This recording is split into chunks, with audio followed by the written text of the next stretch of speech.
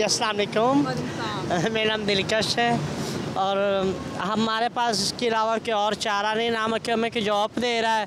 बहुत कम्युनिटी में अब तो बहुत सारी ऑप्शंस मौजूद हैं और बहुत सारी ऐसी मिसालें मौजूद हैं जिन्होंने कुछ ना कुछ पढ़ कर या कोई स्किल सीख कर ऐसे किया। कोई नहीं, हमें किसी ने भी कोई ऐसा भी किसी ने कहा नहीं कि हम आप लोगों को जॉब देते हैं या आप लोगों को या पढ़ाते हैं, किसी ने भी हमें ऐसे कुछ नहीं कहा।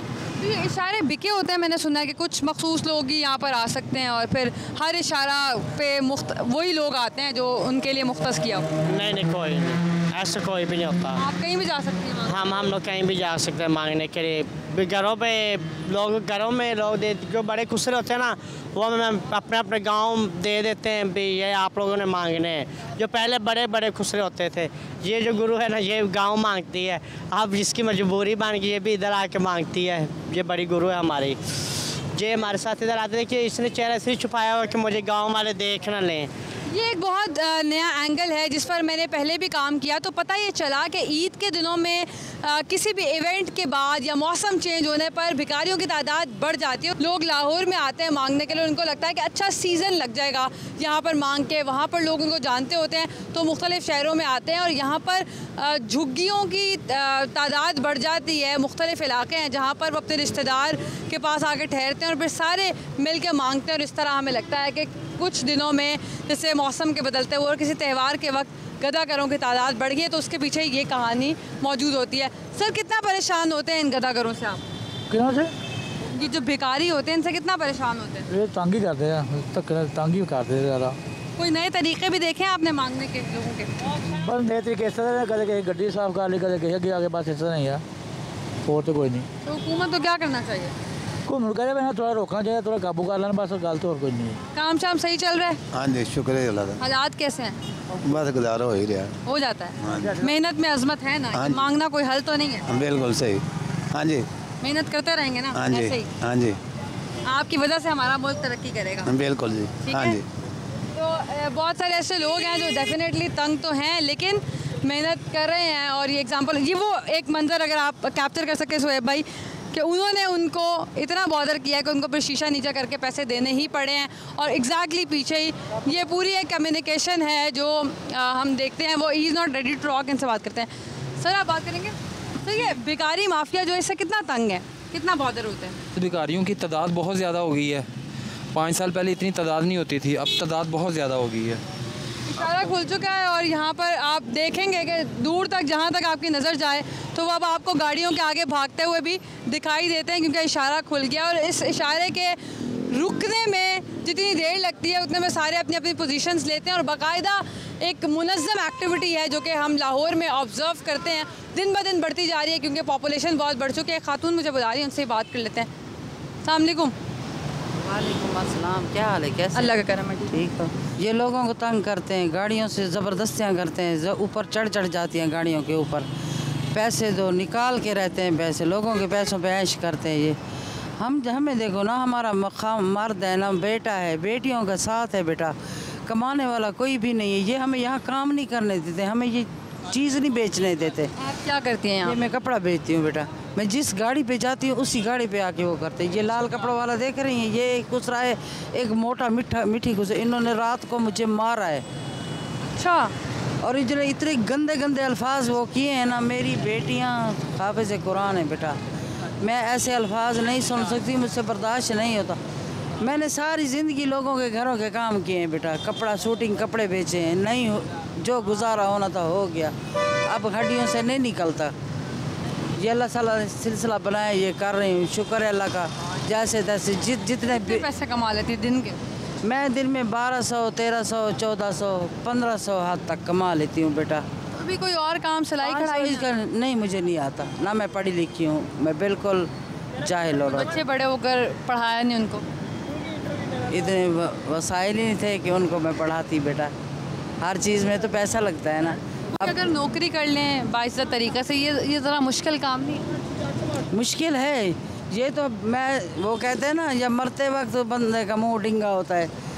हमारे सराय का मैं सराकी हूँ, जब मरते वक्त मुंह डिंगा होता है या मांगते वक्त मुंह डिंगा होता है। अब देखो, मांगना और मौत बराबर हो गई। कित इज़्ज़तदार बंदे के लिए तो ज़मीर उसका बर्बाद हो गया ना। क्या करूं, मैं तो मजबूर हूं बेटा। मुझे कोई काम, मैं अगर किसी के घर के कुकिंग का काम मांगने जाती हूं तो कहते हो आपकी एज ज़्यादा है।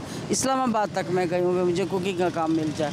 एक और तरीका है जो ये है, ये बड़ा ख़तरनाक इसलिए है क्योंकि माजी में कुछ इवेंट्स रिपोर्ट हुए जिसमें कोई शख्स ये लेके आते थे वाइपर, और जब अगर आप अपनी गाड़ी सही नहीं करवाते तो वो कुल्हाड़ी मार दिया करते थे। तो ये गैंग मुतारिफ हुआ था, लेकिन ये एक माफिया इसलिए बन चुका है क्योंकि अगर आप अपनी गाड़ी साफ़ नहीं भी करवाना चाहते या अपनी गाड़ी धुलवा के आए हैं तो भी ज़बरदस्ती आपको करवानी पड़ेगी और पैसे देने पड़ेंगे।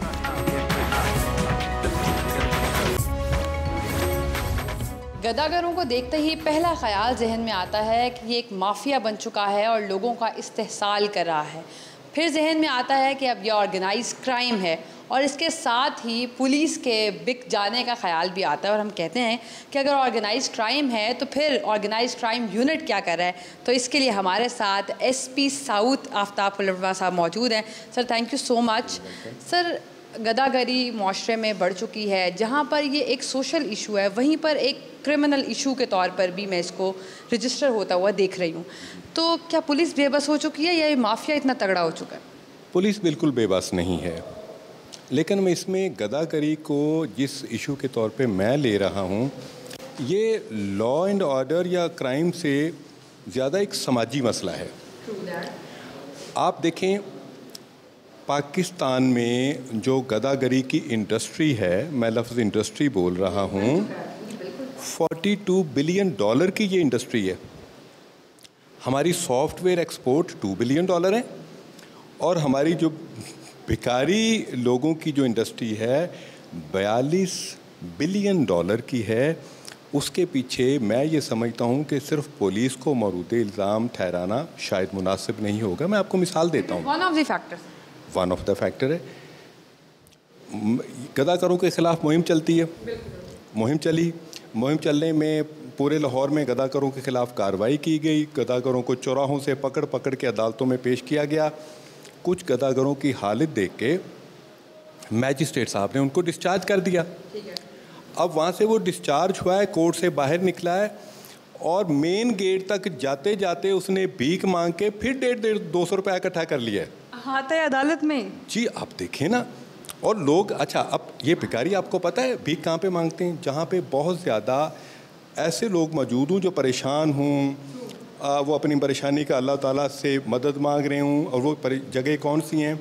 वो जगह हॉस्पिटल्स हैं, वो जगह अदालतें हैं जहाँ लोगों के फ़ैसले हो रहे हैं, और वो जगह वहाँ हैं जहाँ पे बहुत ज़्यादा मुसाफिर आ जा रहे हैं। तो वहाँ पे ये लोग टारगेट करते हैं, और ये बड़े प्रोफेशनल होते हैं, बड़ा इनको पता होता है, और इनको पता है कि किस बंदे से क्या कह के भीख मांगनी है।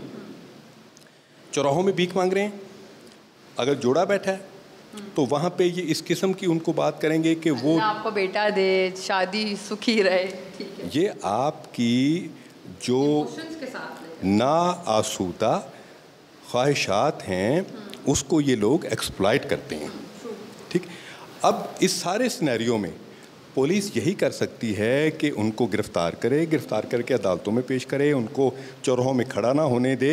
पिछले दिनों में इस तरह हुआ कि CTO साहब जो थे लाहौर के, उन्होंने अपने ट्रैफिक वार्डन को पाबंद किया कि आपने ये चौराहों में गदागरों को इकट्ठे नहीं होने देना, क्योंकि इससे ट्रैफिक में फ़्लो में मसला आता है। उस वक्त गदागरों ने हमला करके एक ट्रैफिक वार्डन को बुरी तरह मजरूब कर दिया कि तुम हमें भीख मांगने से क्यों रोक रहे हो।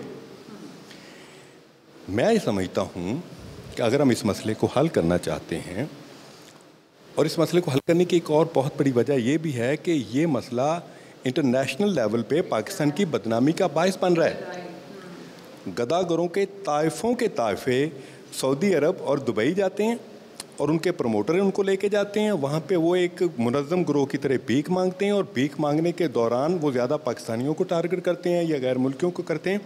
तो नाम किसका बदनाम हो रहा है? पाकिस्तान का।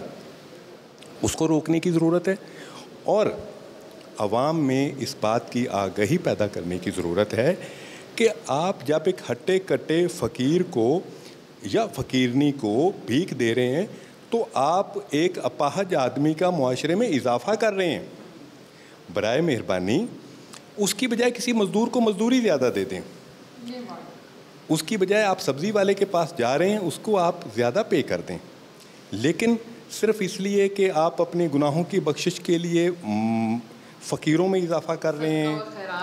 अपाहज लोगों में देखें, जिसको हाथ मांग के भीख मांग कर अपनी रोज़ी कमाने की आदत पड़ जाए वो मेहनत क्यों करेगा। और सर इनकी आमदन अच्छी खासी हो जाती है, 40-50 हज़ार रुपये आराम से कमा लेते हैं, बड़ी सहूलत से कमा लेते हैं। और इन्होंने बहुत बड़ी प्रॉपर्टीज़ बना रखी हैं। आपको मुल्तान का वो फ़कीर जो 10 रुपये मांगता है, कुछ करता है, तो बाकायदा उसको FPR का नोटिस जारी हो गया था कि तुम्हारे अकाउंट में इतने मिलियन रुपीस मौजूद हैं। इस तरह पुलिस अपना काम करने को तैयार है। हम रेड भी कर रहे हैं, हम गिरफ्तार भी कर रहे हैं, हम कोर्टों में पेश भी कर रहे हैं, जिनमें से अक्सर डिस्चार्ज हो जाते हैं। इसके अलावा ये जुर्म बेलेबल है, अगर वो डिस्चार्ज नहीं भी होता तो उसकी बेल हो जाती है। इसमें कानून साजी करने की ज़रूरत है, इसको नॉन बेलेबल किया जाए और लोगों में ये शऊर पैदा किया जाए कि बराए मेहरबानी आप किसी फ़कीर को जो भीख दे रहे हैं तो ये आप कोई एहसान नहीं कर रहे, ये आप मुआशरे के साथ जुल्म कर रहे हैं।